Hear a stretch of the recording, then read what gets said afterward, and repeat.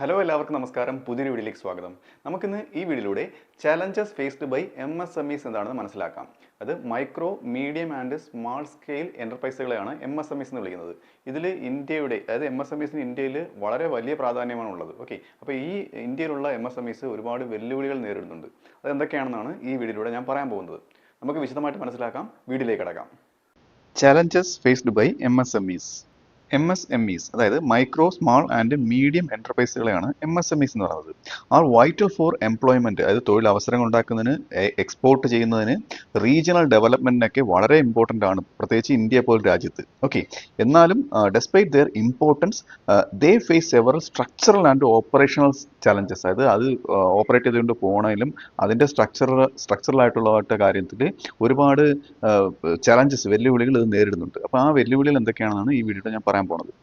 ഇതിൽ ആദ്യത്തെ ചലഞ്ച് എന്ന് പറയുന്നത് ഫൈനാൻഷ്യൽ കൺസ്ട്രെയിൻസ് ആണ്. അത് സാമ്പത്തികമായിട്ടുള്ള ചില പരിമിതികളുണ്ട്. അതായത് limited access to formal credit from ബാങ്കുകൾ കറക്റ്റായിട്ട് എന്ത് ചെയ്യുന്നില്ല, കറക്റ്റായിട്ട് ബാങ്കുകൾ ഇവർ ബാങ്കിലേക്ക് എത്തപ്പെടുന്നില്ല, കറക്റ്റായിട്ടുള്ള ഒരു വായ്പാ സൗകര്യം ഇവർക്ക് കിട്ടുന്നില്ല. അത് ലാക്ക് ഓഫ് കൊളാട്രൽ സെക്യൂരിറ്റി, അത് ഒരു കൊളാട്രൽ സെക്യൂരിറ്റി വെച്ചാൽ മാത്രമാണ് ബാങ്കുകൾ ലോൺ കൊടുക്കുന്നത്. ആ ഒരു കൊളാട്രൽ സെക്യൂരിറ്റിയുടെ ഒരു അഭാവം, എന്താണ് അവർ കൊളാട്രലായിട്ട് വെക്കേണ്ടത്, അത് അവരുടെ കയ്യിലില്ല. അടുത്ത heavy dependence on informal lenders at high interest, അതായത് മാർവാടികളിൽ നിന്നും മറ്റു വട്ടിപ്പലിശ കൊടുക്കുന്നതിൽ നിന്നൊക്കെ ഹൈ ഇൻട്രസ്റ്റ് റേറ്റ്, ഭയങ്കര ഉയർന്ന പലിശയ്ക്ക് വായ്പ എടുക്കുന്നത് മറ്റൊരു ഫൈനാൻഷ്യൽ പ്രശ്നമാണ്.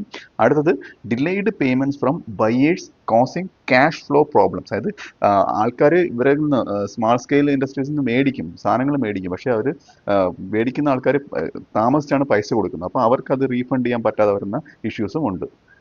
അടുത്ത് പറയുന്നത് ടെക്നോളജിക്കൽ ബാക്ക്വേർഡ്നെസ് ആണ്. അത് സാങ്കേതിക വിദ്യയിൽ പിന്നോക്കം നിൽക്കുന്നത്. അതായത് ചെറുകിട വ്യവസായങ്ങളല്ലേ, അപ്പോൾ അവർക്ക് കൂടുതൽ ടെക്നോളജി ഒന്നും ഉണ്ടാവില്ല. യൂസ് ഓഫ് ഔട്ട്ഡേറ്റഡ് മെഷീനറി ആയിരിക്കും, ആൻഡ് പ്രൊഡക്ഷൻ മെത്തേഡ്സ് ഒക്കെ ആയിരിക്കും ഔട്ട്ഡേറ്റഡ് ആയിട്ടുള്ളതായിരിക്കും ഇതൊക്കെ. പിന്നെ low investment in research and development and innovation, പുതിയ കണ്ടെത്തലുകളിൽ അല്ലെങ്കിൽ അതിലൊന്നും റിസർച്ച് ഡെവലപ്മെന്റ് ചെയ്യുന്നതിലൊന്നും അവർ എന്ത് ചെയ്യുന്നില്ല, ഇൻവെസ്റ്റ്മെന്റ് നടത്തുന്നില്ല, കൂടുതൽ റിസർച്ച് ഒന്നും നടക്കുന്നില്ല ആ ഫീൽഡിൽ. അടുത്ത difficulty adopting automation or digital tools. Automation എന്ന് വെച്ചാൽ മെഷീനറി ഉപയോഗിച്ചിട്ടുള്ള ആ ഒരു സാങ്കേതിക വിദ്യയൊന്നും ഇവർ അഡോപ്റ്റ് ചെയ്യുന്നില്ല. അപ്പോൾ ഇതൊക്കെ വെല്ലുവിളികളാണ് ഇവർ നേരിടുന്നത്. അടുത്തെന്ന് പറയുന്നത് ഷോർട്ടേജ് ഓഫ് സ്കിൽഡ് ലേബർ ആണ്. ഇവിടെ സ്കിൽഡ് ആയിട്ടുള്ള ലേബേഴ്സിന്റെ അഭാവം ഇവിടെ ഉണ്ട്. ലാക്ക് ഓഫ് സ്കിൽഡ് ആയിട്ടുള്ള വർക്ക് ഫോഴ്സ് ഇവിടെ കിട്ടുന്നില്ല. ഓക്കെ, അടുത്തത് limited access to training facilities, അതായത് അവിടെ ഉള്ള ഇത് ലേബേഴ്സിന് നല്ല രീതിയിലുള്ള ട്രെയിനിങ് കിട്ടാത്തതും ഒരു പ്രശ്നമാണ്. പിന്നെ ഹൈ എംപ്ലോയി ടേൺ ഓവർ ആണ്. അത് ഒരുപാട് എംപ്ലോയീസ് എന്ത് ചെയ്യുന്നു, അവിടെ നിന്ന് വിരമിച്ചു പോവുകയാണ്. അത് ആൾക്കാർ വരുന്നു പോകുന്നു, അത് സ്ഥിരമായിട്ട് ആ ഫീൽഡിൽ തുടരുന്നില്ല.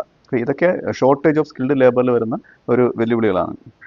അടുത്തത് മാർക്കറ്റിംഗ് ആൻഡ് കോമ്പറ്റീഷൻ ഇഷ്യൂസ് ആണ്. മാർക്കറ്റിംഗ് ഇഷ്യൂസ് എന്ന് വെച്ചാൽ ഇപ്പം strong competition from large firms and imports. ഇറക്കുമതികൾ വരുന്ന ഒരുപാട് നല്ല ചീപ്പായിട്ടുള്ള ക്വാളിറ്റിയുള്ള ഇറക്കുമതി വിദേശ രാജ്യങ്ങൾ വരുമ്പോഴത്തേക്ക് അതുമായിട്ട് കമ്പീറ്റ് ചെയ്യാൻ പറ്റുന്നില്ല. അപ്പം അത് മാത്രമല്ല, മറ്റ് ഒരുപാട് കോമ്പറ്റീറ്റേഴ്സ് ഇവർക്ക് ഉണ്ട്. ഓക്കെ, ഇതൊക്കെ പ്രശ്നമാണ്. അടുത്ത poor branding and marketing strategies, അത് ബ്രാൻഡഡ് ഐറ്റംസ് ഒന്നുമല്ല അവർ ഉണ്ടാക്കുന്നത്. അപ്പം മാർക്കറ്റിംഗ് സ്ട്രാറ്റജീസ് ഒക്കെ അവർ കുറച്ചായിരിക്കും അപ്ലൈ ചെയ്യുന്നത്. അപ്പം ഇതൊരു പ്രശ്നമാണ്. അടുത്ത limited access to national and global markets, അതായത് ഈ ഉൽപ്പന്നങ്ങൾ, ഈ MSMEs പ്രൊഡ്യൂസ് ചെയ്യുന്ന ഈ ഉൽപ്പന്നങ്ങൾ ഗ്ലോബൽ മാർക്കറ്റുകളിലേക്ക്, വിദേശ രാജ്യങ്ങളിലേക്ക് കയറ്റുമതി ചെയ്യപ്പെടുന്ന കുറവാണ്. അവർക്കൊരു കോമ്പറ്റീഷൻ കിട്ടുന്നത്, അവർക്ക് ആ ഉൽപ്പന്നങ്ങൾ ശരിയായുള്ള രീതിയിൽ മാർക്കറ്റിൽ എത്തിച്ച് വിൽക്കാൻ കഴിയുന്നില്ല. അടുത്തത് വീക്ക് ബാർഗെയിനിങ് പവർ ആണ്. അവർക്ക് ബാർഗെയിനിങ് പവർ കുറവാണ്. ഓക്കെ, അത് ബാർഗെയിനിങ് ചെയ്ത് മറ്റ് ഫേംസുമായിട്ട് അല്ലെങ്കിൽ ബാർഗെയിൻ ചെയ്ത് വില കൂട്ടാനുള്ള ഒരു പവർ കുറവാണ്. അപ്പം ഇതൊക്കെ പ്രശ്നങ്ങളാണ്.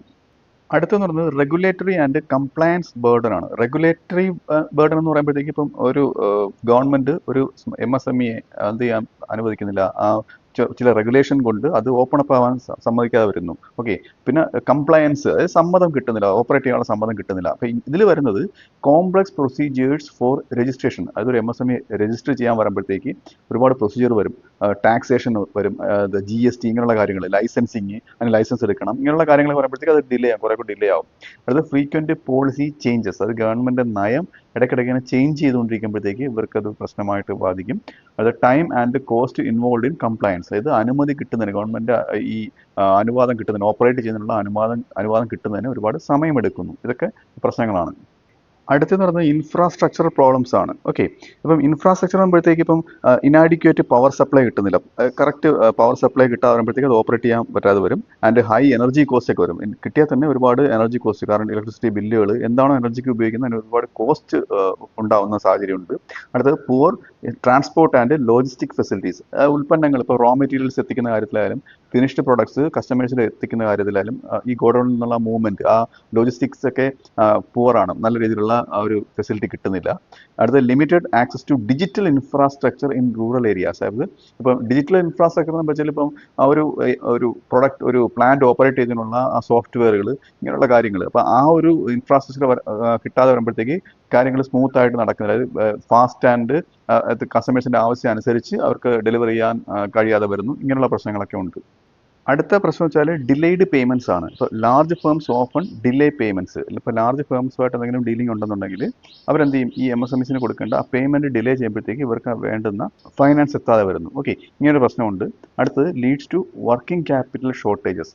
വർക്കിംഗ് ക്യാപിറ്റലിന്റെ ഷോർട്ടേജ് വരുമ്പോഴത്തേക്കും പ്രശ്നമുണ്ട്. അത് കറക്റ്റായിട്ട് സ്മൂത്ത് ആയിട്ട് ഓപ്പറേറ്റ് ചെയ്യാൻ കഴിയാതെ വരുന്നു. ഓക്കെ, വർക്കിംഗ് ക്യാപിറ്റൽ വെച്ചാൽ ഡേ ടു ഡേ എക്സ്പെൻസിന് വേണ്ടിയിട്ടുള്ള റോ മെറ്റീരിയൽസ് വേണ്ടതും ഇങ്ങനെയുള്ള എക്സ്പെൻസ് മീറ്റ് ചെയ്യാൻ ഉള്ള കാലതാമസം. അടുത്തത് അഫക്ട്സ് പ്രൊഡക്ഷൻ ആൻഡ് ഓപ്പറേഷൻ. അപ്പം ഈ പ്രൊഡക്ഷനെയും ഓപ്പറേഷനെയും ബാധിക്കുന്ന കാര്യങ്ങൾ, അതായത് പ്രൊഡക്ഷൻ എന്ന് വെച്ചാൽ ആ ഉൽപ്പാദനം ഉണ്ടാക്കുന്ന കാര്യത്തിലായാലും അതിൻ്റെ ഓപ്പറേഷൻസിനെയൊക്കെ ഈ ക്യാപിറ്റൽ, ഈ ഫൈനാൻസ് ബാധിക്കുന്നുണ്ട്. അപ്പോൾ ഇതൊക്കെ ഡിലേഡ് പേയ്മെൻറ്റ്സ് വരുന്ന പ്രശ്നങ്ങളാണ്.